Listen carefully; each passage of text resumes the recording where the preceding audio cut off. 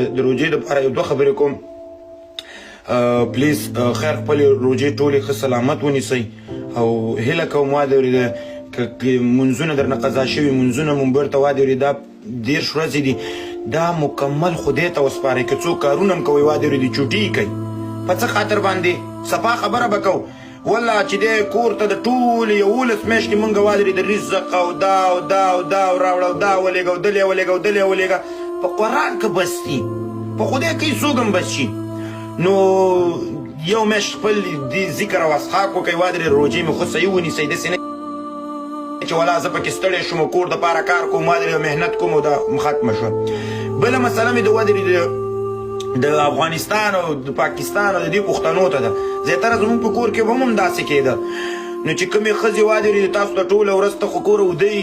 د شپې یخې فلمونه ګوري د ورځې بیا اوده واده اورېده. نو بله مسخت دا دی چې د ښځو سره ډېر احتیاط کوئ هغه تا دپاره دونه محنت وکړي دونه خواري وکړي په دې سرو غرمو باندې وږي هغه هم ستا په شانتې روژۍ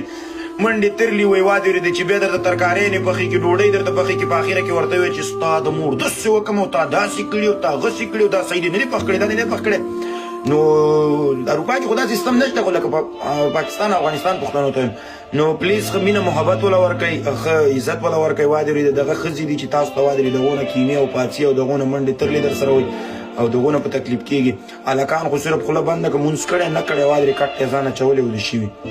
نو لکه ټولو باندې واده اورېده. نو هیله کوم ښه مینه محبت وله ورکئ او الله مو ټول عمر خوشحاله لره الله مو کامیاب لره. زه سبا لایف نه راځم او په بله ورځ به بیا خبرې کوو که